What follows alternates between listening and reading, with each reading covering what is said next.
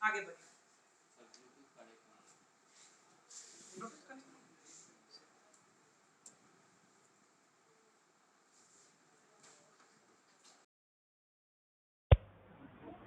Speed ठीक चल रहा है, आप लोगों को कहीं कोई परेशानी तो नहीं है, कोई दिक्कत नहीं है ना? ठीक है, चलिए। इस स्पीड में नहीं चलाएंगे तो फिर जल्दी खत्म नहीं होगा। आइए भाई, क्वेश्चन देखिए, क्वेश्चन देखिए। सबसे पहले आपके पास में शेयर कैपिटल है, रिजर्व एंड सरप्लस के लिए आपको नोट दिया हुआ, मतलब अपन को नोट देखना पड़ेगा। उसके बाद ये अभी मेरे काम की चीज नहीं है, ये मेरे काम की चीज बाद में बनेगी। शॉर्ट टर्म बोरोइंग्स अपन देख लेंगे, ट्रेड पेबल से शॉर्ट टर्म प्रोविजन हो सकता है या तो प्रोविजन फॉर टैक्स होगा या नहीं तो आपको प्रपोज डिविडेंड हो सकता है। ठीक है, देख लेते हैं क्या है। अब आपको ना ये आइडिया मिलने लगना चाहिए कि कहां पे क्या चीज होगी। शॉर्ट टर्म प्रोविजन या तो प्रोविजन फॉर टैक्स दिया होगा या प्रपोज डिविडेंड दिया होगा, इसी दोनों में से किसी एक का एडजस्टमेंट होगा। ठीक है, या फिर आप आगे देखेंगे तो इधर फिक्स्ड एसेट में यहाँ क्या हो सकता है एक्युमुलेटेड डेप्रिसिएशन का कुछ हो। ठीक है, और गुडविल, तो गुडविल आपको दिख करके समझ में आएगा, या तो परचेज होगा गुडविल का या अमोर्टाइजेशन होगा गुडविल का। ठीक है, उसके बाद नॉन करेंट है, देख लेंगे। करंट इन्वेस्टमेंट है, इन्वेंट्रीज है, ये वो है, देखते हैं हम लोग। और क्या, नोट्स टू अकाउंट्स क्या दिया हुआ है अपने को, क्योंकि सबसे इंपॉर्टेंट होता है नोट्स टू अकाउंट्स और उसके नीचे का एडजस्टमेंट। ठीक है, एडजस्टमेंट दिखने लगा, समझ में आने लगा एडजस्टमेंट। एडजस्टमेंट में क्या, पहले एडजस्टमेंट को लेकर के आपको क्या बनाना पड़ेगा? देखिए, तो पहले एडजस्टमेंट को लेकर आपको क्या बनाना पड़ेगा? मशीनरी अकाउंट बनाना पड़ेगा क्या? ठीक है, और ये short term provision for tax वाला था। ठीक है, प्रोविजन फॉर टैक्स का देखते हैं, कुछ करंट ईयर में टैक्स पेड मेड का कुछ दिया हुआ है क्या?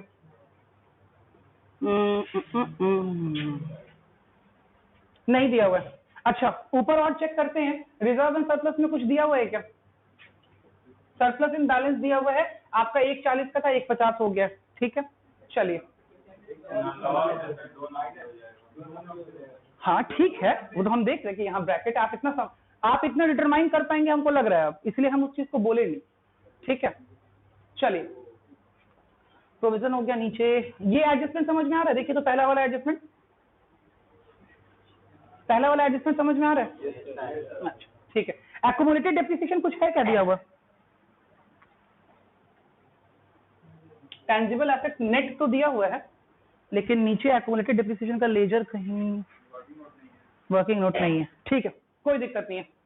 चलिए, तो बोलता है आपके पास में एक पीस ऑफ मशीनरी है, कॉस्ट कर रहा है 60,000 का, जिसपे डेप्रिसिएशन आपने चार्ज किया है अब तक कितना? 20,000 बार सोल्ड फॉर 20,000, 60,000 माइनस 20,000, 40,000 का सामान आपने कितने में बेच दिया? 20 में। कितना का लॉस हो गया? 20,000 का लॉस हो गया। चलिए आगे देखते हैं। Depreciation provided on tangible assets कितना है? 60,000।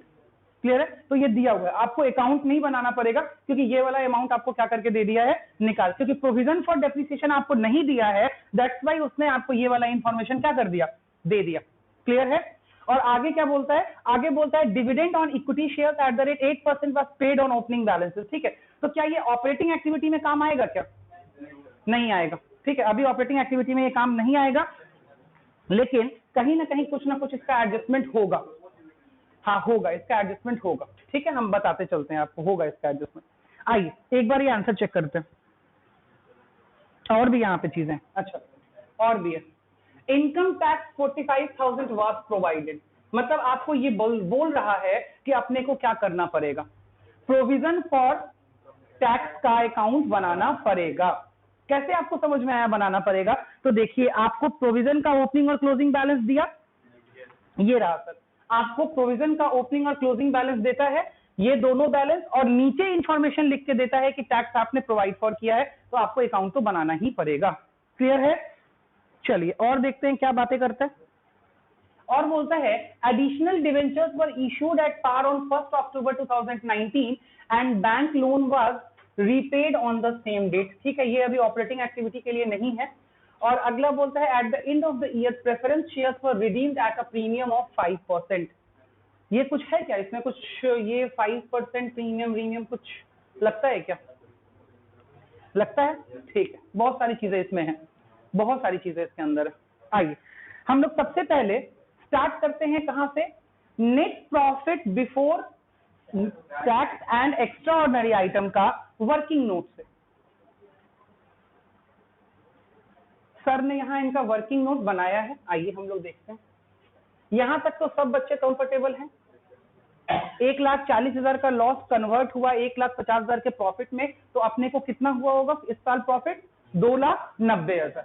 आई ट्रांसफर टू जनरल रिजर्व, ये हुआ होगा, इसके लिए हमने नोट्स टू अकाउंट देखना पड़ेगा। हुआ है क्या ट्रांसफर? देखिए तो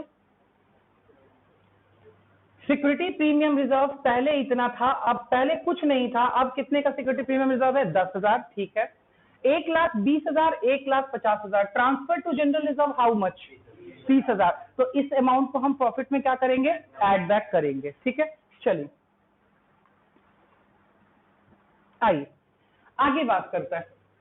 नेक्स्ट बोलता है dividend on equity shares and dividend on preference shares. ये दो चीजें हैं, क्योंकि आपको क्वेश्चन ने क्या बोला है? आपको क्वेश्चन ने दो बातें कही हैं, ध्यान से देखिएगा। पहला, dividend on equity shares at the rate 8% was paid on opening balance. So we have to check the opening balance of equity share कितना है। तो देखते हैं ओपनिंग बैलेंस इक्विटी शेयर का कितना है। 4.5 लाख। 4.5 लाख रुपए पे अगर आप 8% डिविडेंड पे करेंगे तो आपको पहले प्रोविजन बनाना पड़ेगा। 4.5 लाख का 8% का प्रोविजन आपने बनाया होगा, वही प्रोविजन उसने प्रॉफिट में क्या किया? एड बैक किया।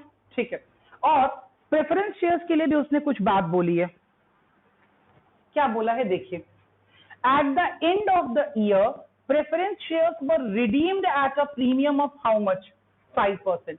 और एक चीज और इसके अंदर हिडन है, उसको भी देखिए।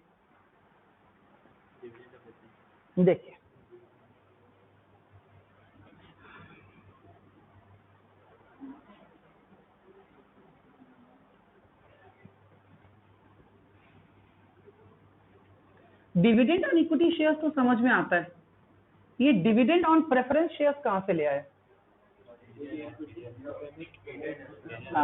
हिडन एडजस्टमेंट है। ये हिडन एडजस्टमेंट हमने आपको पढ़ाया था पहले। याद कीजिए क्या बताया था? सर अगर डिविडेंड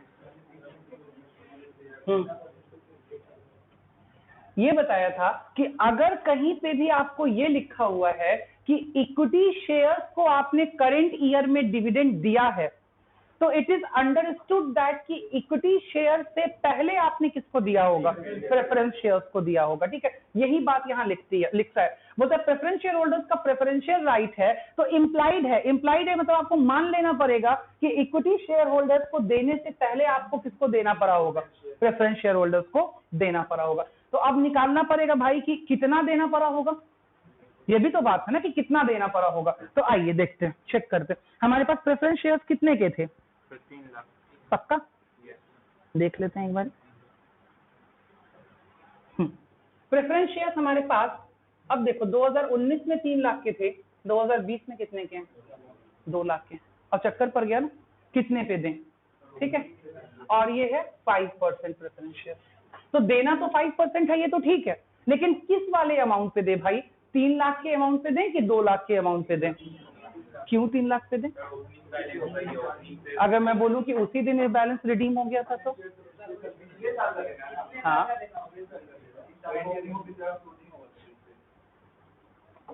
ठीक है, एक बात तो आपकी ये भी मान ली। और बताइए, और कुछ?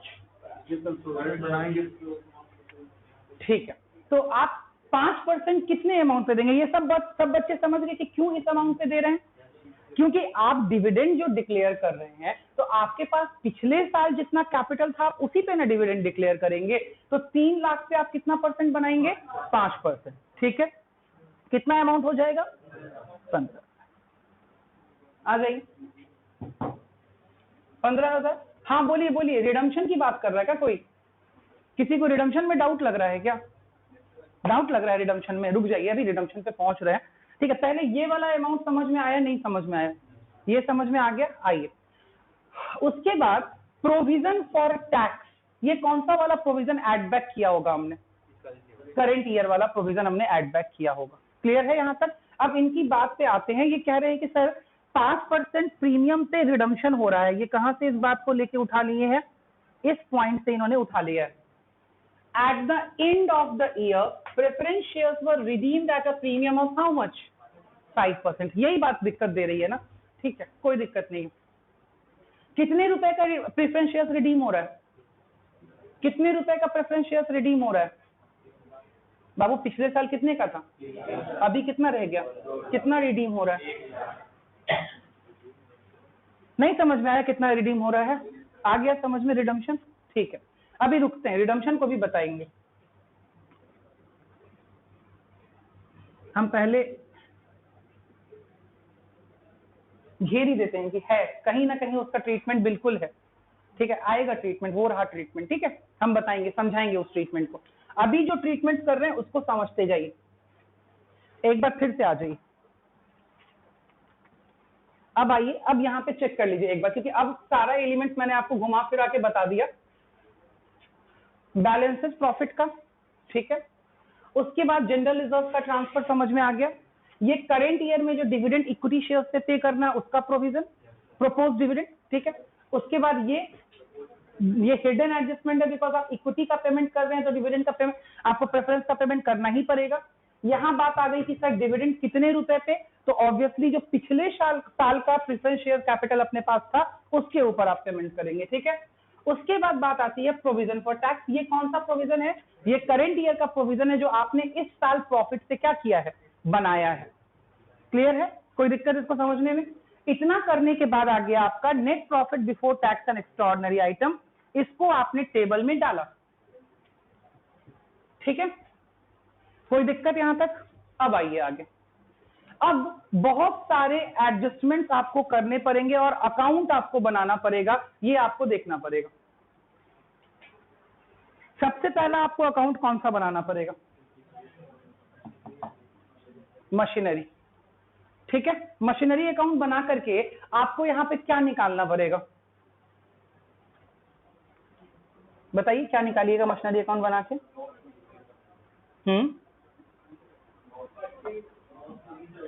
परचेज निकलेगा क्या? निकलेगा परचेज भाई, काहे नहीं निकलेगा? देखिए तो सही, देखिए यहाँ, ये देखिए, ये किस चीज का बैलेंस है? एसेट्स का बैलेंस है ना, ठीक है। तो इसी से तो आप निकालिएगा ना, आगे मशीन वगैरह की ट्रीटमेंट कीजिएगा, ठीक है। एक बार आप चेक कर लीजिए मशीन अकाउंट से आप क्या क्या निकालिएगा, चेक कर लीजिए। देखिए टैंजिबल एसेट्स अकाउंट, वहां स्पेसिफिकली मशीन नहीं दिया हुआ है तो आप किस चीज को उठाएंगे? टैंजिबल एसेट्स को उठा लेंगे सीधा का सीधा। चलिए, कितना बैलेंस था? Balance D 6,20,000। मशीन आपने कितने का बेचा? 20,000 का, ठीक है। उस पे लॉस कितने का आया? ये हम लोग निकाल चुके, डिटरमाइन कर चुके थे ना। 80,000 की चीज थी, उस पर ये वो करके हमने डिटरमाइन कर लिया था कि 20,000 का लॉस आया था, ठीक है। डेप्रिसिएशन आपने बनाया, कैसे बनाया? टैंजिबल एसेट से 60,000 का। ये आपको दिया हुआ था कि नहीं दिया हुआ था? दिया हुआ था, ठीक है। अगर यही नहीं दिया होता तो इसके लिए आप क्या बनाते? प्रोविजन फॉर डेप्रिसिएशन बनाते। और बैलेंस सीडी आपको दिया हुआ था तो आपने बैलेंसिंग फिगर से क्या डिटरमाइन किया? परचेज, ठीक है। और इस वाले डेप्रिसिएशन को भी हम कहीं ना कहीं यूज करेंगे, ठीक है। इस वाले लॉस ऑन सेल को हम एडजस्ट करेंगे। बात समझ में आ रहा है? क्वेश्चन का लेवल बढ़ रहा है, बढ़ रहा है, ठीक है। बार बार शफल करना पड़ रहा है, ऊपर नीचे ऊपर नीचे ऊपर नीचे। यही कैश फ्लो स्टेटमेंट का सबसे बड़ा गंदगी है, ठीक है, कि आपको एकदम कंसंट्रेट होकर के, अगर आप कंसंट्रेट होकर भी बनाएंगे ना तब भी आपको मल्टीपल शफल्स करना पड़ता है, मल्टीपल शफल्स, ठीक है। कभी फिगर देखने के लिए, कभी ओपनिंग बैलेंस देखने के लिए। चिराग उठ जाओ बाबू, उठ जाओ, अभी तो 1.5 घंटा हुआ है, 1.5 घंटा भी पूरा नहीं हुआ है अभी। हाँ 1.5 घंटा हो गया इतना? हाँ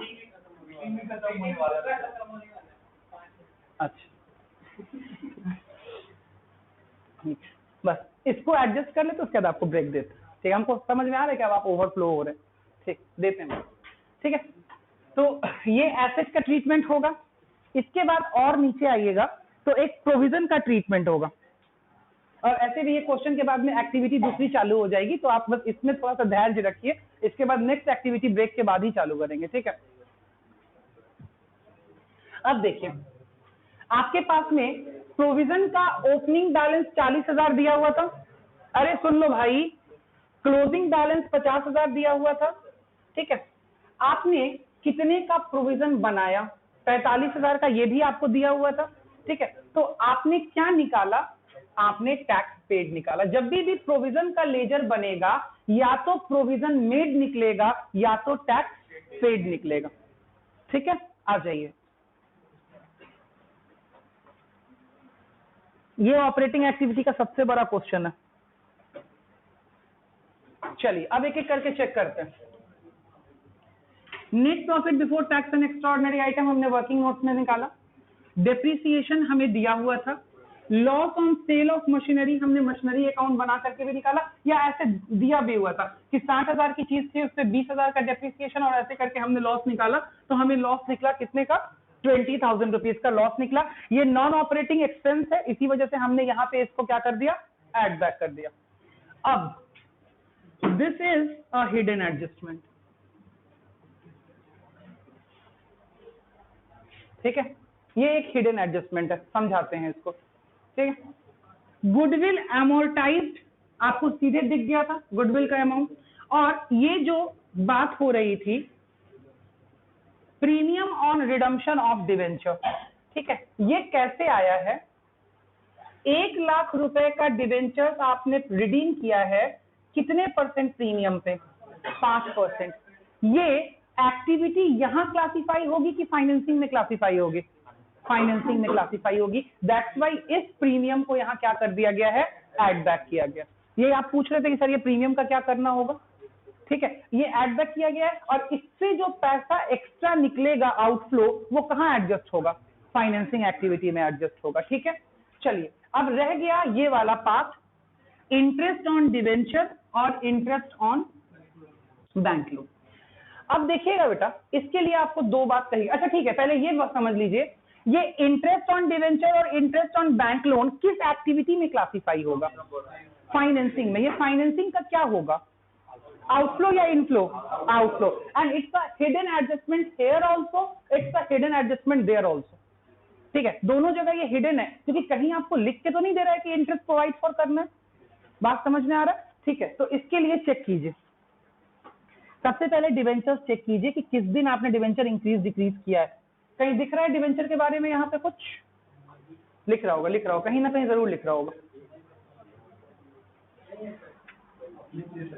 बिल्कुल है बेटा, कैसे नहीं? ये रहा 5 नंबर, कैसे नहीं रहा? Additional debentures were issued at par on 1st October 2019 and bank loan was repaid on the same date. कहने का मतलब कि डिवेंचर्स आपके पास जो थे उसमें एडिशन आपने कब किया? 1 अक्टूबर को।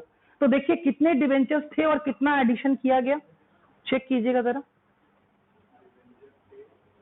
ये रहा लॉन्ग टर्म बोरोइंग्स 8% डिवेंचर, पहले 1.5 लाख के थे और फिर बढ़ के कितने के हुए?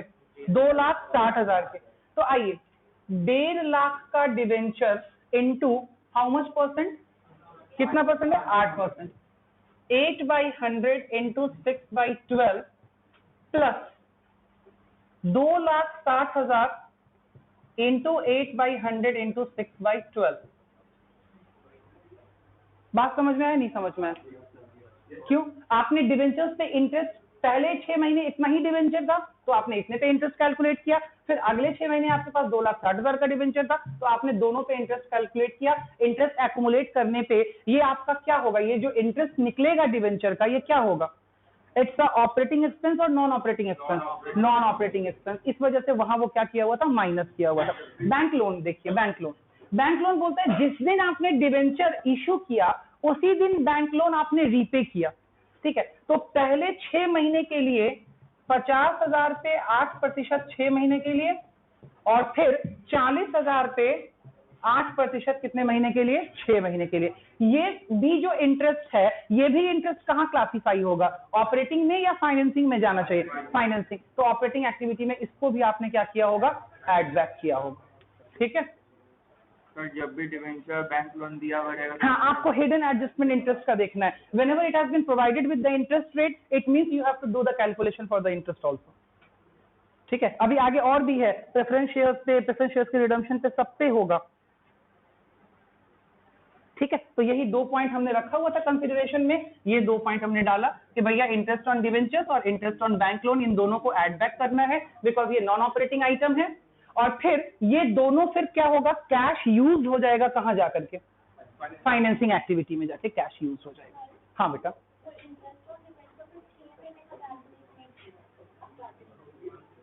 कहाँ है ऐसे, हम तो ये ऐसे कर दिया ना, 1.5 लाख रुपए में पूरे साल का कर दिया और फिर 1,10,000 रुपए थे, तो मैंने क्या किया ना, मैंने आधे साल का इस पे कर दिया और पूरे अमाउंट का पूरे आधे साल पे कर दिया, तो बात तो वही होगी। बात तो ये 260 में तो 150 ऑलरेडी इंक्लूड हो गया ना बेटा, नहीं समझ आया, आ गया समझ में ना, ठीक है। तो यहाँ पे मैंने फुल अमाउंट पे 6 महीने का कर लिया, तो उसमें कोई अंतर थोड़ी है, दोनों आंसर दोनों से क्या आएगा आपका, सेम आएगा, ठीक है। इसमें देखो यहाँ पे 110 ही यूज किया मैंने, यहाँ पे 110 की जगह 260 सीधे यूज कर, ठीक है, समझ में आ रहा? और जैसे कि इसने यहाँ यूज किया ना बैंक लोन पे, तो मैंने बैंक लोन वाला ही सेम कंसेप्ट यहाँ कर लिया, डिवेंचर्स पे भी यूज कर लिया, बात ऐसे बराबर ही आएगी आपकी। तो ये ऑपरेटिंग एक्टिविटी का पूरा फुल फ्लेज क्वेश्चन है, ठीक है। इतना बड़ा क्वेश्चन आपका ऑपरेटिंग एक्टिविटी से सिर्फ नहीं आएगा, ये बात जान के रखिए, ठीक है। ये ऑपरेटिंग का मैक्सिमम आपका दिमाग घोल पाल करने वाला क्वेश्चन है, ठीक है। तो ऑपरेटिंग का इससे छोटा आएगा, लेकिन पूरा क्वेश्चन आएगा ना, सिर्फ एक एक्टिविटी तो नहीं आएगी आपको, इन्वेस्टिंग भी आएगी, फाइनेंसिंग भी आएगी, फिर उसमें ऐड बैक भी करना पड़ेगा, बहुत सारी लंबी चौड़ी चीजें आएंगी, ठीक है। सुनिए, कहाँ जाना है, क्या मंगवाए, हाँ? क्या मंगवा रहे हैं?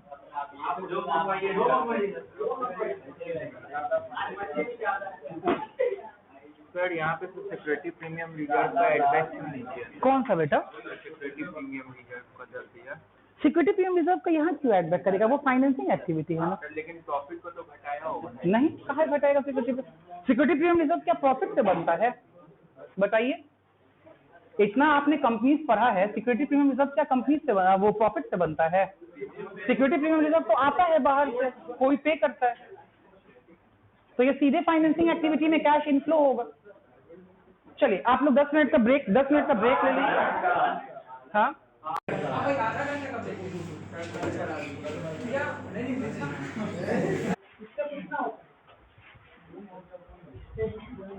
थोड़ा सा अंदर होकर बस,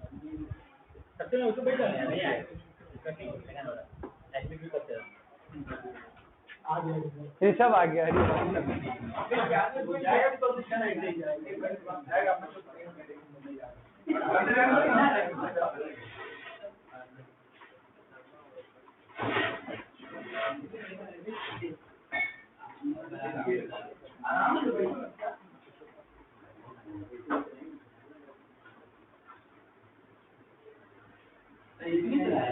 मैं मत चलाओ अभी,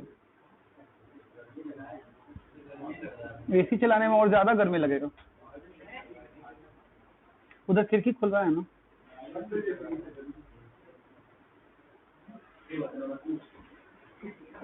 चला लो, हमको कोई प्रॉब्लम नहीं है, लेकिन कोई फायदा नहीं हो रहा है अभी, हमको क्या ही प्रॉब्लम है। चलो अभी तक हम लोग स्टार्ट हो गया ना क्लास, रिकॉर्ड हो रहा है, अरे हो रहा है भाई रिकॉर्ड,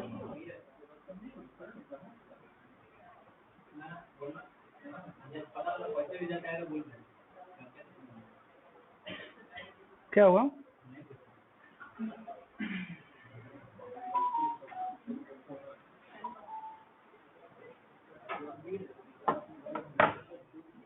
चलो अब हम लोगों को नेक्स्ट एक्टिविटी देखना है। नेक्स्ट एक्टिविटी और जो दोनों नेक्स्ट एक्टिविटी है वो बहुत इजी है, इसमें कहीं कुछ नहीं करना है आपको। बहुत सारी एक्टिविटीज हम लोग पहले से देखते हुए भी आ रहे हैं, बहुत सारा पॉइंट हम लोगों ने पहले डिस्कस भी कर रखा है, ठीक है। हम लोग सीधे फॉर्मेट पे आए हैं, फॉर्मेट में अगर कोई आइटम नहीं समझ में आएगा हम लोगों को यहाँ पे, तो हम लोग वो चीज देख लेंगे, ठीक है। क्या बोल रहा है, cash flow from investing activity, investing activity से क्या कैश फ्लो आ सकते हैं उसके बारे में हम लोग देखते हैं। बहुत छोटा सा ये एलिमेंट है, इसमें कोई बहुत ज्यादा हार्ड एंड फास्ट एलिमेंट है नहीं, ठीक है। देख लीजिए क्या क्या बोलता है। इन्वेस्टिंग एक्टिविटी का मतलब हो गया कि basically the things which are related to tangible and intangible fixed assets, ठीक है। उससे रिलेटेड जो चीजें होंगी, हमने कुछ अगर एसेट्स खरीदे होंगे या हमने कोई एसेट्स अगर बेचे होंगे, एसेट्स खरीदे होंगे तो कैश आउटफ्लो हुआ होगा, एसेट्स बेचे होंगे तो कैश इनफ्लो हुआ होगा, और उससे रिलेटेड एंसिलरी एक्टिविटीज आपकी हो सकती हैं। ठीक है, उससे रिलेटेड क्या एंसिलरी एक्टिविटी हो सकती है? इन्वेस्टमेंट पे इंटरेस्ट आ सकता है, प्रॉफिट एंड लॉस हो सकता है, गेन हो सकता है। ठीक है, अगर आपने कोई इन्वेस्टमेंट किया तो उस पर डिविडेंड आप रिसीव कर सकते हैं, इंटरेस्ट वगैरह रिसीव कर सकते हैं। ये सारी चीजें आपकी कहाँ क्लासीफाई होंगी? इन्वेस्टिंग एक्टिविटी के अंदर क्लासीफाई होंगी। ठीक है, तो सबसे पहले बोलता है proceed from sale of tangible और इनटैंजिबल फिक्स्ड एसेट्स। इसका मतलब समझ में आया? Proceed from sale of tangible and intangible fixed assets. ठीक है, आपने कोई इनटैंजिबल या टैंजिबल फिक्स्ड एसेट को अगर बेचा है तो बेचने से आपको क्या आ सकता है? पैसा आ सकता है। ठीक है, बोलते हैं proceed from sale of investment other than marketable securities. यहाँ अदर देन मार्केटेबल सिक्योरिटीज क्यों लिखा है? बिकॉज मार्केटेबल सिक्योरिटीज किस चीज में ऐड होता है? कैश एंड कैश इक्विवेलेंट में ऐड होता है। ठीक है, अगला बोलता है लोन एंड एडवांसेस। ये कौन सा लोन एंड एडवांसेस है? टेकन या given? Loan and advances taken होगा या लोन एंड एडवांसेस गिवन होगा? लोन एंड एडवांसेस गिवन होगा। ठीक है, आपने किसी को दिया है। ठीक है, क्या बोल रहा है? शॉर्ट टर्म और लॉन्ग टर्म रीपेमेंट रिसीव्ड। आपने किसी को लोन एंड एडवांसेस दिया था, उसका रीपेमेंट आपको आज रिसीव हो रहा है। तो रिसीव हो रहा है मतलब इन्वेस्टमेंट एक्टिविटीज के अंदर पैसा आपके पास में क्या हो रहा है? आ रहा है। ठीक, अगर यही लोन एंड एडवांसेस आप दोगे तो पैसा क्या होगा? जाएगा। ठीक है, तो यहाँ लिखा हुआ होगा कहीं ना कहीं पे, ये रहा लोन एंड एडवांसेस गिवन। ठीक है, अगर यहाँ पे रिसीव हो रहा है तो पहले आपने लोन एंड एडवांसेस दिया होगा तो पैसा गया होगा, आज उसका रीपेमेंट आपको मिल रहा है। ठीक है, receive from income from investment. अगर आपको कोई इन्वेस्टमेंट पे इनकम हो रही है, नॉन करंट या करंट, लेकिन मार्केटेबल सिक्योरिटीज नहीं होना चाहिए। अगर वो मार्केटेबल सिक्योरिटीज होगा तो कहाँ ऐड हो जाएगा? कैश एंड कैश इक्विवेलेंट में ऐड हो जाएगा। ठीक है, आगे बोलता है rent receive from property held as investment. आपने कोई प्रॉपर्टी एज एन इन्वेस्टमेंट खरीदी, कोई लैंड खरीदा, कोई बिल्डिंग खरीदी और आपने उसको रेंट पे दे दिया। ठीक है, तो रेंट पे देना आपके लिए ऑपरेटिंग इनकम नहीं होगा। वो आप इनकम कहाँ आ जाएगा? वो इनकम क्लासिफाई होगा इन्वेस्टिंग एक्टिविटी के अंदर, बिकॉज आपने इन्वेस्टमेंट किया ही किस पर्पज से था? ये सोच के कि हम रेंट का इनकम क्या करेंगे? कमाएंगे। ठीक है, रिसीव करेंगे। Dividend received on shares. ये वो शेयर्स हैं जहां पे आपने इन्वेस्टमेंट किया है, किसी कंपनी के शेयर्स में आपने इन्वेस्ट किया होगा, वहां से आपको क्या मिल रहा है? डिविडेंड मिल रहा है। And interest received on debentures. ये भी क्या होगा? कौन से डिवेंचर्स हैं ये कौन सा डिवेंचर्स है? आपने इशू किए हैं या इन्वेस्ट किए हैं? ये आपने खरीदे हैं। जो इन्वेस्टर डिवेंचर्स आपने एज एन इन्वेस्टमेंट खरीदे होंगे, उसके ऊपर आपको क्या मिल रहा होगा? इंटरेस्ट मिल रहा होगा। ठीक है, तो इसमें मोर और लेस सारे आइटम्स जो हैं वो नॉर्मल हैं, आपको ये सारे समझ में आने वाले आइटम्स है, आप इजीली क्लासिफाई कर सकते हो इन चीजों को। नेक्स्ट है cash used in investing activity. तो आप जब भी कोई टैंजिबल या इनटैंजिबल फिक्स्ड एसेट खरीदोगे तो आप पेमेंट करोगे तो वो कैश क्या हो जाएगा? आउटफ्लो हो जाएगा। ठीक है, payment for purchase of investment. अगर आपने इन्वेस्टमेंट खरीदा, कोई शेयर खरीदा, कोई डिवेंचर खरीदा, अदर देन मार्केटेबल सिक्योरिटीज। अगर मार्केटेबल सिक्योरिटीज खरीदा तो वो इंक्लूड नहीं होंगे, अदर देन मार्केटेबल सिक्योरिटीज सारी चीजें यूज हो जाएंगी। और loans and advances given. Loan and advances आप दे रहे हैं तो इट्स एन इन्वेस्टमेंट मेड। आप क्या कर रहे हैं? इन्वेस्टमेंट कर रहे हैं। तो ये हो गया प्लस आइटम, हो गया माइनस आइटम। ए और बी को आप अगर नेट कर देंगे तो आपको मिल जाएगा net cash flow from investing activity. Investing activity कोई बहुत सच लंबा चौड़ा नहीं है। आइए अब यहाँ पे आपको बताया है determining missing value of fixed asset, sale, purchase, gain etcetera. ये हम प्रीवियस एलिमेंट में डिस्कस कर चुके हैं। ठीक है, ये पूरा का पूरा अकाउंट बना के हम लोग डिस्कस कर चुके हैं कि हम लोग क्या निकालते हैं बैलेंसिंग फिगर में, या तो एसेट परचेज निकालते हैं या sale value of the asset हम लोग बैलेंसिंग फिगर में निकालते हैं। अभी हम लोग फर्स्ट सेशन में डिस्कस कर चुके हैं इस चीज को। तो ये क्वेश्चन जहां पे आएगा हम लोग इसको बनाते हुए चलेंगे। Illustration number 35। ठीक है, ये सारा इलुस्ट्रेशन से ही चेक करने में आपको ज्यादा सहूलियत है, आराम से आपको समझ में आने लगता है। आइए क्वेश्चन देखिए क्या कह रहा है। बोलता है Global Limited has machinery written down value of which on 1 April 19 was ₹8,60,000 and on 31 March 20 it is 9,50,000। ये ओपनिंग बैलेंस मशीनरी का दिया, ये कौन सा बैलेंस दिया? क्लोजिंग बैलेंस आपको मशीनरी का दिया। आगे बोलता है depreciation for the year ended was 40,000। Depreciation कितना था? 40,000 था। In the beginning of the year an item of machinery was sold for 25,000 which had a written down value of 20,000। एक मशीन थी 20,000 रुपया जिसका रिटन डाउन वैल्यू था, हमने उस मशीन को कितने में बेच दिया? कितने में बेच दिया भाई? 25,000 रुपए में बेच दिया। बोलता है यहाँ cash flow from investing activity calculate कीजिए, और आपको कुछ नहीं कैलकुलेट करना है, सिर्फ इन्वेस्टिंग एक्टिविटी का कैश फ्लो आपको कैलकुलेट करना है। तो इसके लिए मेरे को समझ में आ रहा है सिंपली मशीनरी अकाउंट बनाना पड़ेगा। बोलो बनाना पड़ेगा कि नहीं बनाना पड़ेगा? बिना बनाए हुए आप मशीनरी अकाउंट यहाँ पे ट्रीटमेंट नहीं कर सकते। आइए मशीनरी अकाउंट बना लेते हैं, बहुत सिंपल सा इसको बनाना। क्या डेबिट आपका ओपनिंग बैलेंस कितना है? 8,60,000। क्लोजिंग बैलेंस कितना है? 9,50,000। क्या बोलता है, मशीन बिका कितने का, बोलता है in the beginning of the year an item of machinery was sold for how much, 25,000, which had a written down value of 20,000, gain कितने रुपए का, 5,000। कोई दिक्कत यहां तक समझने में, कोई प्रॉब्लम नहीं है, एक मिनट रुक जाओ। बोलता है depreciation for the year ended was कितना, 40,000, तो टोटल डेप्रिसिएशन कितना लगा हुआ है, 40,000। क्लियर है, बैलेंसिंग फिगर निकल जाएगा अपना, ठीक है। बैलेंसिंग फिगर किस चीज का निकलेगा, बस बैलेंसिंग फिगर किस चीज का निकलेगा, परचेज का निकलेगा, ठीक है। तो परचेज का निकलेगा बैलेंसिंग फिगर, तो आ गया यहाँ पे payment for purchase of machinery, working note से निकाला इन्होंने कितने रुपए का, 1,50,000 रुपए का। बोलिए कोई दिक्कत इसको समझने में, ठीक है। और दूसरी चीज क्या हो गई, जो मशीन बिकी है आपकी कितने रुपए की, 25,000 रुपए की, तो वो 25,000 रुपए यहाँ आ गया आपका सेल प्रोसीड। क्लियर है, नहीं क्लियर है, क्लियर है नहीं क्लियर है, ठीक है। यहाँ पे बाकी कोई आइटम नहीं आया क्योंकि इन्वेस्टिंग एक्टिविटी का काम कर रहे हैं ना, तो सिर्फ वही आइटम आएगा जो या तो आपने एसेट को बेचा या एसेट को खरीदा, ठीक है। देख लीजिए वर्किंग नोट क्या हुआ, किए ना भाई, 1.5 लाख, ठीक है। ये रहा वर्किंग नोट, चेक कर लीजिए, ये रहा मशीनरी अकाउंट आपके लिए, ठीक है। बैलेंस बीडी कितना था, 8,60,000, कोई दिक्कत। बैंक से सेल किया आपने कितने का, 25,000 का, यही बना के मैंने दिखाया। टोटल डेप्रिसिएशन कितना लगा पूरे फाइनेंशियल ईयर में, 40,000 रुपया, ठीक है। बैलेंस सीडी कितना आपके पास बचा हुआ है, 9,50,000 रुपया, तो आपका बैलेंसिंग फिगर, यहाँ आपने गेन बुक किया और ये रहा आपका बैलेंसिंग फिगर परचेज का निकल के, ठीक है। यही परचेज तो आपने ऊपर लिखा है ना, आउटफ्लो, कहाँ लिखा है, ये रहा आउटफ्लो, आपने वहां लिखा आउटफ्लो 1.5 लाख रुपए का। और सेल प्रोसीड कितना आया है, तो देख लीजिए कितना आया है सेल प्रोसीड, 25,000 है, ये लिखा आपने इनफ्लो 25,000 रुपए का। और नेट फ्लो कितना हो गया, 1,25,000 नेगेटिव। आया समझ में, नहीं आया समझ में, आ रहा है पक्का समझ में आ रहा है, कोई दिक्कत इसको समझने में, चलिए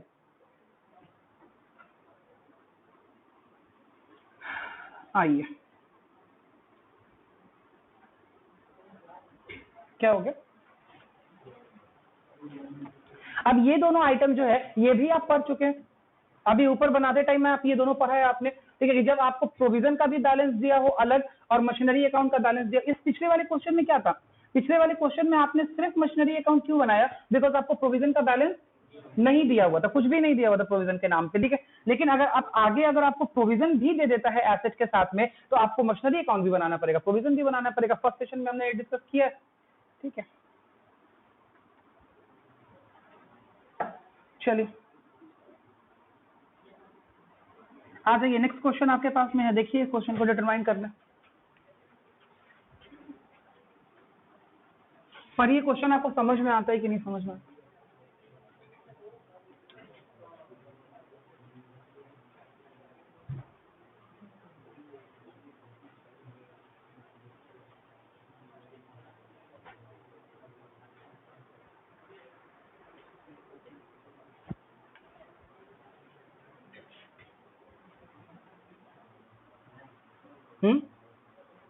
आइए, क्वेश्चन क्या कहता है, from the following information calculate cash flow from investing activity, ठीक है भाई। देखते हैं, मेरा मशीनरी एट कॉस्ट दिया हुआ है मुझे, क्लोजिंग ओपनिंग बैलेंस 4 लाख रुपए है, क्लोजिंग बैलेंस 4,20,000 रुपए, ठीक है। एक्यूमुलेटेड डेप्रिसिएशन आपने दिया हुआ होगा 1,10,000 रुपए, मतलब अपने को समझ में आ रहा है कि यहाँ पे किसी एसेट के बिकने खरीदने की भी बात होगी और भी कुछ बात हो सकती है, बिल्कुल होगा एडिशनल इन्फॉर्मेशन में। ये रहा एसेट को खरीदने बेचने की बात, ठीक है। तो एक तो ये दोनों और ये मिला के एक एडजस्टमेंट, समझ में आ रहा है सबको, ठीक है। ये वाला और ये वाला मतलब एसेट और उसपे इसके ऊपर एक्यूमुलेटेड डेप्रिसिएशन प्लस ये वाला एडजस्टमेंट मिला के एक जगह एडजस्टमेंट होगा, और दूसरा पेटेंट के साथ में ये वाला एडजस्टमेंट होगा। बात समझ में आ रहा है, देखो सेकंड एडजस्टमेंट किस चीज से रिलेटेड है, पेटेंट से रिलेटेड है, ठीक है। तो पहले ये वाला फर्स्ट एडजस्टमेंट देखते हैं, फिर सेकंड एडजस्टमेंट देखते हैं क्या होता है। तो पहले एडजस्टमेंट में बोलता है मशीनरी की बुक वैल्यू 4 लाख है, क्लोजिंग बुक वैल्यू 4,20,000 है, accumulated depreciation 1 lakh opening balance है, क्लोजिंग बैलेंस 1,10,000 है। आगे बोलता है ड्यूरिंग द ईयर, साल में अ machinery costing 40,000 with it accumulated depreciation 24,000, 40 में से 24 गया, बुक वैल्यू 16 वाली चीज कितने में बिक गई, 20 में। बोलो भाई प्रॉफिट आ गया, समझ आ गया यहां तक, कोई दिक्कत। चलो, तो अब इन तीनों इंफॉर्मेशन से क्या क्या बन सकता है, मशीनरी अकाउंट बनेगा और कौन सा अकाउंट बनेगा? प्रोविजन फॉर मशीनरी अकाउंट बनेगा, प्रोविजन फॉर डेप्रिसिएशन अकाउंट बनेगा। ठीक है, चलिए बना दीजिए। मशीनरी अकाउंट यहां बन गया, प्रोविजन फॉर डेप्रिसिएशन अकाउंट क्या हो गया बेटा? कोई दिक्कत? ठीक है, मशीनरी अकाउंट में opening balance 4 lakh, closing balance 4,20,000। ठीक है, आइए अब बोलता है during the year a machine costing 40,000 accumulated depreciation 24,000 was sold for 20,000। तो एक्यूमुलेटेड डेप्रिसिएशन 24,000 रुपया कैंसिल करेंगे मशीन पर। ठीक है, उसके बाद वाज सोल्ड फॉर 20,000, तो 20,000 रुपया यहाँ पे लिखेंगे सेल, लिख देते हैं। ये बैलेंस बीडी है, ये बैलेंस सीडी है, ये डेप्रिसिएशन कैंसिल हुआ है, ये कैश वैल्यू है। ठीक है, लॉस हुआ है कि प्रॉफिट हुआ है? प्रॉफिट हुआ है, तो यहाँ गेन लिखेंगे कितने का? 4,000 का गेन। अब आइए, तो यहाँ पे अब एक चीज अपनी बैलेंसिंग फिगर से निकल जाएगी। ठीक है, अब पहले प्रोविजन देख लेते हैं क्या हुआ गेन। अच्छा ठीक है ना, कंफर्मेशन। ठीक है, 16,000 रुपया बुक वैल्यू बची हुई है जिसको 20,000 में मैंने बेचा है, तो 4,000 रुपया अपने को गेन होगा। ठीक है, प्रोविजन का बैलेंस आ जाइए, कितना बैलेंस था प्रोविजन का? Opening balance 1 lakh, closing balance 1,10,000। ठीक है, करेंट ईयर में कितना डिप्रिसिएशन ट्रांसफर हुआ? गुड, 24,000। ये डिप्रिसिएशन कहाँ ट्रांसफर हुआ? तो ये रहा, ये डिप्रिसिएशन यहाँ ट्रांसफर हुआ। ठीक है, तो अपने को यहाँ कहाँ मिले, क्या मिलेगा? Depreciation of the current year made कितना मिलेगा? बोलो, 34 मिलेगा पक्का? ठीक है, ये डिप्रिसिएशन इन्वेस्टिंग एक्टिविटी में यूज होगा कहीं क्या? ये डिप्रिसिएशन क्या इन्वेस्टिंग एक्टिविटी में यूज होगा? नहीं, कहाँ यूज होगा? ये ऑपरेटिंग में प्रॉफिट के अंदर क्या हो जाएगा? ऐड हो जाएगा। कोई दिक्कत? इन्वेस्टिंग में क्या क्या यूज होगा?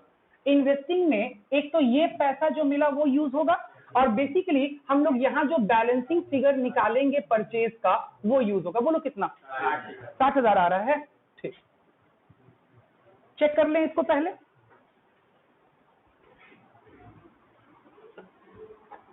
कौन है भाई? हेलो हेलो, गुड मॉर्निंग, बात कर रहे हैं, बताइए ना। हाँ जी बताइए। एक मिनट आ रहा हूँ। हाँ जी बोलिए मैम, बोलिए।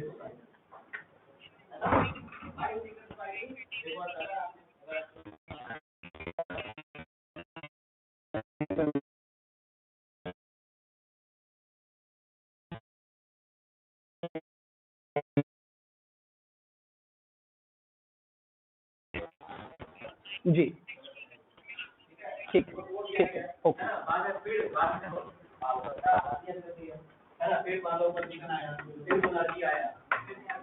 ठीक है, तो आपका दो चीज यहाँ रिकॉर्ड हो गया।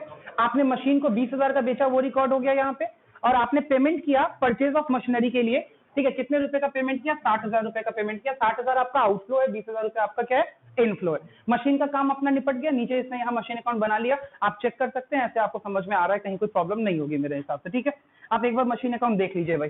ठीक है, वही काम हमने किया है जो यहाँ पे किया हुआ है, कुछ नया नहीं है, कुछ नया नहीं है। ठीक है, आइए अब हम लोग गेन वेन सब निकाल लिया आप लोगों ने, उसमें कोई समझने में कहीं कठिनाई नहीं है। आइए अब हम लोग पेटेंट की बात करते हैं। एक्यूमुलेटेड डेप्रिसिएशन भी देख लीजिए, बन गया है आपका, समझ में आ गया है आपको? किसका जरूरत नहीं है बेटा? एक्यूमुलेटेड डेप्रिसिएशन का जरूरत नहीं है, जरूरत है। ठीक है, मतलब एक तरीके से मान लीजिए, तो अगर फुल फ्लेज क्वेश्चन होगा तो इसकी जरूरत है। हम मानते हैं यहाँ पे की जरूरत नहीं है। आपको सिर्फ ये 24,000 रुपया सिर्फ डेप्रिसिएशन कैंसिल करना था, आप चाहते तो प्रोविजन फॉर डेप्रिसिएशन नहीं भी बना सकते थे, बिकॉज आपको तो सिर्फ कौन सा बैलेंस निकालना था? ये वाला पेमेंट का बैलेंस निकालना था। लेकिन अगर यही फुल फ्लेज क्वेश्चन होगा तो आपको निकालना पड़ेगा ना ये डेप्रिसिएशन का अमाउंट, तभी तो आप इसको प्रॉफिट में एड बैक कीजिएगा। ठीक है, वर्किंग नोट पहले ही बनाएंगे, पहले ही बना सकते, पहले ही बनाना ही पड़ेगा, कोई ऑप्शन ही नहीं है उसके अलावा। ठीक है, सारा वर्किंग नोट बना के रख लो एज पर द एडजस्टमेंट, उसके बाद लास्ट में कैश फ्लो स्टेटमेंट खींचो, हो गया बात खत्म। समझ रहे हो? पहले ही करना पड़ेगा, तभी तो क्वेश्चन का होल्ड मिलेगा कि कैसे क्वेश्चन को आगे लेके बढ़ेंगे, और कम से कम वर्किंग नोट का जितना नंबर होगा वो तो मिल जाएगा कम से कम। अगर इनकेस आपको लगता है कि फाइनल तक हम नहीं पहुंच पाए आंसर में, तो वर्किंग नोट पे जितना नंबर अटैच होगा वो तो मिलेगा। आइए अब पेटेंट वाली चीज देख लेते हैं। पेटेंट का वैल्यू देख लीजिए, क्या हुआ, बढ़ा है घटा है? पेटेंट का वैल्यू घटा है। ठीक है, 2,80,000 से 1,60,000 हुआ है, कुछ और बातें कहता है। बोलता है पेटेंट रिटर्न ऑफ वर्क 40,000, 40,000 रुपए का आपने पेटेंट क्या किया है, राइट ऑफ किया है। And some patents were sold at a profit of 20,000। दो बातें हैं, बोलता है कुछ पेटेंट्स आपने राइट ऑफ किया है, कितना राइट ऑफ किया है, 40,000 का, और कुछ patents were sold at a profit of 20,000, और बाकी कुछ पेटेंट्स जो हैं वो आपके कितने प्रॉफिट पे बिके हैं, 20,000 के प्रॉफिट पे बिके हैं। अब चेक कीजिए कि पेटेंट कितना से कितना हो गया है, 280 से 160, कितना कम हुआ है, हाँ 1,20,000 कम हुआ है, ठीक है। 1,20,000 में से तो बेटा 40,000 तो क्या हो गया, सीधे सीधे राइट ऑफ हो गया, और बाकी कितना बच गया, 80,000। 80,000 वाले पेटेंट्स कितने प्रॉफिट पे बिके हैं, 20,000। मामला क्लियर हो गया एकदम, 1,00,000 में बिका है ना, ठीक है। अब अकाउंट चेक, सबको क्लियर हो गया, फिर से बताएं, फिर से बता दें एक बार, देख लीजिए। अभी आपके पास में पहले पेटेंट 2,80,000 के थे, अब घट के 1,60,000 के हो गए। मतलब पेटेंट कितने कम हुए साल भर के अंदर, 1,20,000 के पेटेंट्स कम हुए ऑन वैल्यू, ऑन वैल्यू। उसमें से 40,000 तो आपने राइट ऑफ ही कर दिया, मतलब 1,20,000 में से 40 राइट ऑफ हो गया, तो बिकने के लिए कितना बचा, 80। 80 वाले पेटेंट्स को आपने कितने प्रॉफिट पे बेचा, 20,000। मतलब कैश कितना आया होगा, देख लीजिए भाई, proceed from sale of patents मुंह से निकल गया कि नहीं, 1,00,000 रुपए आया हुआ, 1,00,000 रुपया ये रहा।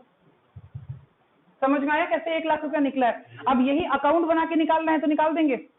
आगे देखो रौनक, सीधा बुक पीछे, बुक देख रहे हो क्या,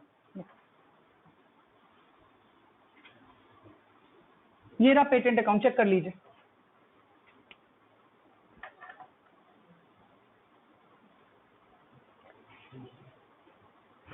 चेक करवाएं, बैलेंस बीडी 280, बैलेंस सीडी 160, कोई दिक्कत नहीं है।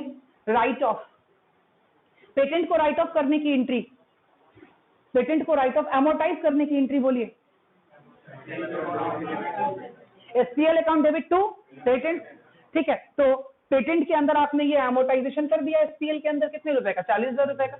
अब बोलता है कि आपने कितने में सेल किया होगा, तो इसमें बैलेंसिंग फिगर निकाल दिया, ठीक है, क्योंकि इसने बोला कि आपको गेन कितना हुआ, 20,000 का, तो सेल आपने कितने में किया, 1,00,000 में। आप ऐसे भी निकाल ले रहे थे, इसको वर्बली भी निकाल लिया था आपने, ठीक है। अब बताइए इसमें से कौन सा एलिमेंट कहां एडजस्ट किया जाएगा, इस अकाउंट को देख के एडजस्ट कीजिए। ये वाला अमाउंट कहां एडजस्ट होगा, इन्वेस्टिंग एक्टिविटी में हमने कर दिया। ये वाला 40,000 क्या कीजिएगा, ऑपरेटिंग में प्रॉफिट में ऐड कीजिएगा, और गेन और profit on sale of patents को प्रॉफिट में से क्या कीजिएगा, माइनस कीजिएगा। तो हमने सारी एक्टिविटी का बता दिया। यहां पे सिर्फ आपको कौन सी एक्टिविटी उठानी थी, इन्वेस्टिंग की एक्टिविटी उठानी थी। बन रहा है, समझ आ रहा है, कोई दिक्कत समझने में, आइए इलस्ट्रेशन नंबर 37 चेक कीजिए, क्या क्या देता है आपको। क्वेश्चन बोलता है आपके पास में आपको इन्वेस्टिंग एक्टिविटी से कैश फ्लो निकालना है जुपिटर लिमिटेड का। पहले आपको 10% इन्वेस्टमेंट की वैल्यू देता है, पिछले साल 2.5 लाख रुपए की थी, इस साल 5 लाख रुपए की है, मतलब कुछ परचेज वर्चेज हुआ होगा, ठीक है, देखते हैं। बाकी आपको फिक्स एसेट्स में क्या देता है, बोलता है 8,75,000 का था, इस बार 11,90,000 का हुआ है। अगर कुछ एडजस्टमेंट नहीं होगा तो सीधे परचेज होगा, अगर कुछ एडजस्टमेंट होगा तो देखना पड़ेगा, ठीक है। बोलता है half of the investment held in the beginning of the year were sold eight 10% gain.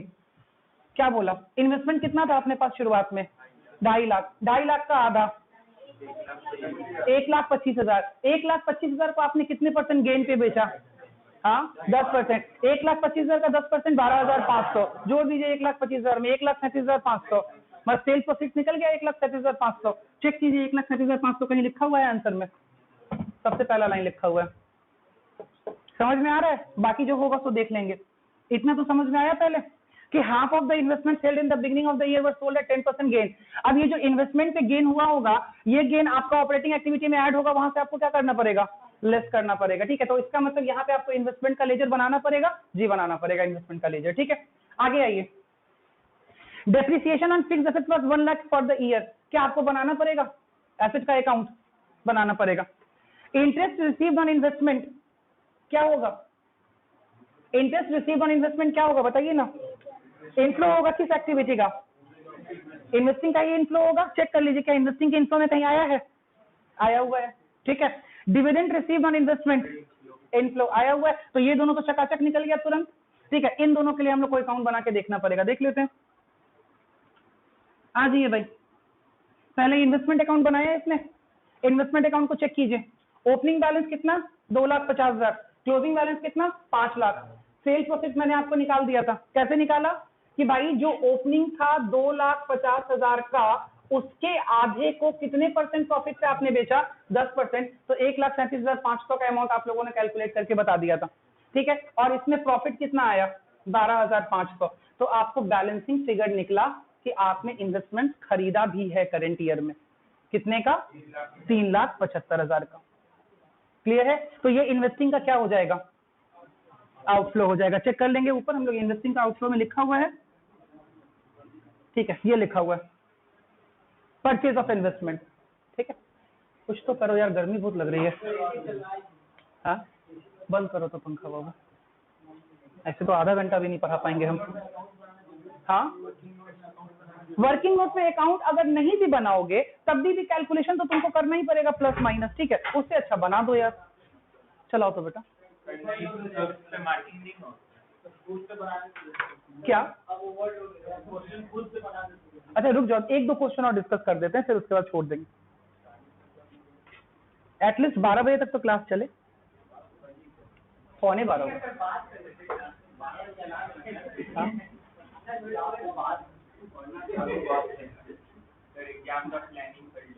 अरे सिलेबस पहले कंप्लीट कर लो, एग्जाम का प्लानिंग कर लेना बेटा, बहुत टाइम बचा हुआ एग्जाम का प्लानिंग करने के लिए। एग्जाम का प्लानिंग तो एक रात में हो जाएगा। हाँ, शीट कहाँ डालेंगे? अच्छा, इन्विजिलेटर जब निकालेगा ना शीट तब समझ में आएगा। अकाउंट्स में क्या ही शीट लेके जाओगे? ठीक है, आओ यहाँ देखो, इन्वेस्टमेंट अकाउंट के बाद नेक्स्ट आपको कौन सा अकाउंट बनाना है, फिक्स एसेट अकाउंट बनाना है। ठीक है, तो फिक्स मतलब अकाउंट बनाएंगे तो आपको पता चल जाएगा बैलेंसिंग फिगर से कितना परचेज निकालेंगे। देखो 4 अकाउंट बनाना है भाई, सिंपल सिंपल सा मामला है। ठीक है, एक अकाउंट बनाना है फिक्स एसेट्स का, साथ में प्रोविजन का, वहां से प्रोविजन फॉर डेप्रिसिएशन का, वहां से क्या क्या बात निकल सकती है। पहली बात कि कितना आपने एसेट खरीदा, कितना डेप्रिसिएशन करेंट ईयर में चार्ज हुआ है। दूसरा अकाउंट बनाना है प्रोविजन फॉर टैक्स का, ठीक है, कितना टैक्स मेड हुआ या कितना टैक्स पेड हुआ। ठीक है, तीसरा अकाउंट बनाना है इन्वेस्टमेंट का, कितना इन्वेस्टमेंट सेल हुआ, कितना परचेज हुआ, कितना गेन है, कितना लॉस है। ठीक है, उसके बाद एक अकाउंट बनाना है, और लास्ट में वो अभी नहीं बनाना है, वो आपको आगे फाइनेंसिंग एक्टिविटी में बनाना है, जब आपको डिवेंचर्स का इंटरेस्ट वगैरह पे करना पड़ता है। ठीक है, तो कोई बहुत ज्यादा अकाउंट नहीं बनाना है, मेरे हिसाब से ये समझ में आ गया होगा। देख लो, फिक्स एसेट मेरे पास 875 का बैलेंस था, डेप्रिसिएशन चार्ज हुआ, क्लोजिंग बैलेंस निकला, तो अपने को बैलेंसिंग फिगर से पता चल गया कि कितना मैंने सेल किया है, सॉरी परचेज किया है करंट ईयर में। इसको आप उठा करके कहां लिख देंगे, सीधे एक्टिविटी में डाल देंगे। ठीक है, परचेज ऑफ फिक्स एसेट आपने वर्किंग नोट से निकाल दिया, इंटरेस्ट निकाल दिया, डिविडेंड निकाल दिया, हो गया, बात खत्म। आइए नेक्स्ट क्वेश्चन, अब हम सिर्फ समझा के छोड़ रहे हैं, आगे कुछ नहीं कर रहे हैं इस क्वेश्चन में। ठीक है, देखिए, देख लीजिए क्वेश्चन, यहाँ देखिए, ऐसे आगे इधर देखो,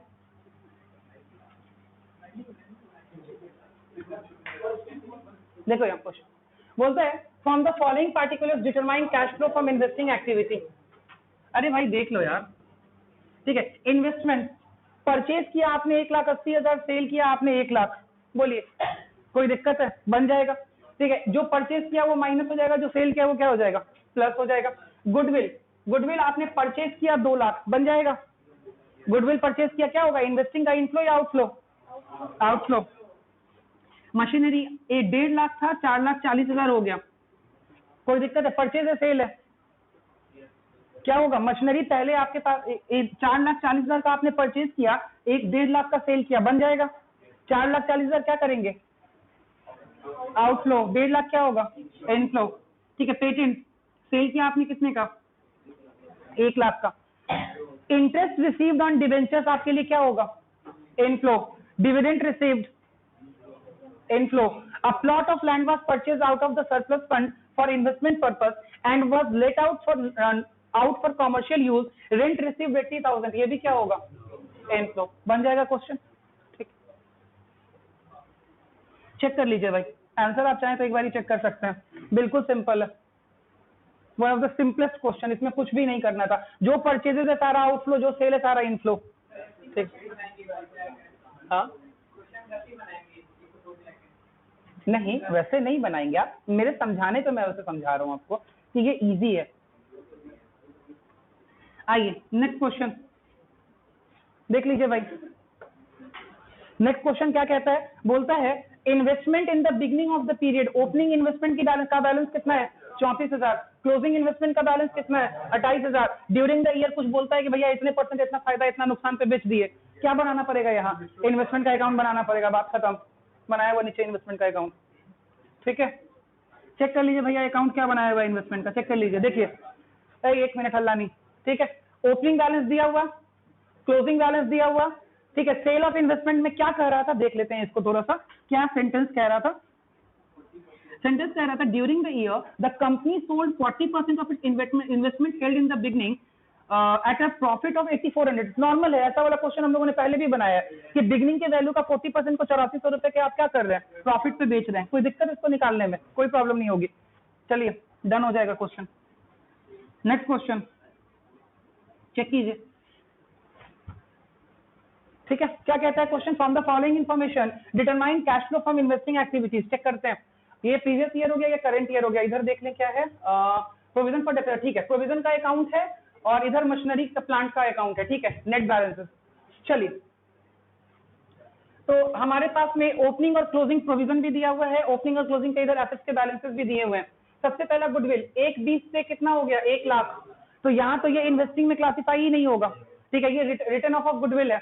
पेटेंट 1 से बढ़ के कितना हुआ, 1 से बढ़ के 120 हो गया। ठीक है, आइए 20,000 रुपए का देख लीजिए, परचेज ऑफ पेटेंट ये रहा। ठीक है, कोई दिक्कत समझने में। आगे आइए थर्ड लैंड, 2 लाख से घट के 1,80,000, ये देखिए लैंड पे 20,000 रुपए का पैसा आपने रिसीव कर लिया। आगे आइए प्लांट एंड मशीनरी नेट और फर्नीचर ग्रॉस, तो ये फर्नीचर ग्रॉस जो है इसके अगेंस्ट में आपके पास में क्या होगा प्रोविजन। ठीक है, और प्लांट एंड मशीनरी नेट है तो सीधे देख लीजिए 3,60,000 से 3,20,000 हो गया, 40,000 रुपए आपके पास में क्या हो गया। एक मिनट रुकिए, कुछ और इसके साथ में दिया हुआ है क्या,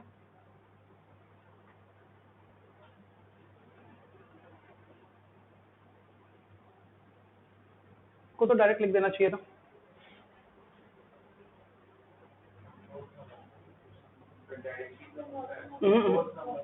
कहाँ लिखा, 360 से 320 हुआ ना, 40 का डिफरेंस है ना। नोट्स का 4th नंबर क्या कह रहे हैं, अच्छा ठीक है, एक नया आइटम निकल के आ गया आपके लिए, स्टार मार के रखिए इसको, कोई बात नहीं। चलिए उसको भी बताते हैं आपको क्या किया इसने। ठीक है, ऐसे आप समझ भी चुके होंगे क्या किया इसने। बोलते 3,60,000 से 3,20,000 हो गया आपका, अज्यूम कर लिया इसने कि ये जो वैल्यू रिड्यूस हुई है वो सेल की वजह से नहीं हुई है, किस वजह से हुई है, डेप्रिसिएशन की वजह से हुई है। अब आप बोलेंगे सर कि हम ऐसा अजम्पशन कैसे लेंगे, ठीक है ऐसा अजम्पशन कैसे लेंगे, तो इस पर हम लोग बात करते हैं। ये बात समझ में आया, इसने 40,000 रुपए यहाँ आउटफ्लो ये इनफ्लो में ऐड नहीं किया है, मतलब समझ में आ रहा है क्या हुआ है। ठीक है, तो इसने ये इसको इनफ्लो नहीं माना है, इसने अज्यूम कर लिया है कि भाई 40,000 रुपया क्या हुआ होगा, डेप्रिसिएशन कम हुआ होगा। सर अगर मेरे दिमाग में ये अजम्पशन ना आए, ठीक है मेरे दिमाग में ये अजम्पशन ना आए तो हम क्या कर सकते हैं, अगर किसी के दिमाग में ये अजम्पशन ना आए, उसको दिखेगा 3,60,000 रुपए का प्लांट एंड मशीनरी कितने का हो गया 3,20,000 का, मतलब 40,000 रुपए का क्या हुआ होगा सेल, तो क्या वो यहाँ सेल लिख सकता है, हाँ क्यों नहीं लिख सकता है। ठीक है, अजम्पशन नीचे लिख देगा कि वो सेल है। ठीक है, इसने अजम्पशन लिख के ना बोला कि डेप्रिसिएशन है। हेलो हेलो हेलो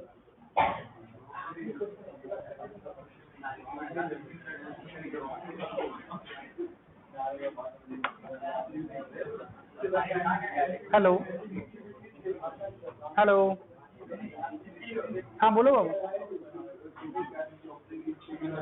हाँ हाँ आज क्लास नहीं है, आज क्लास नहीं है, आज आप लोग की क्लास नहीं है बेटा। ठीक ठीक, क्या हुआ, हल्ला नहीं प्लीज। ठीक है, आइए अब अगली चीज देखिए,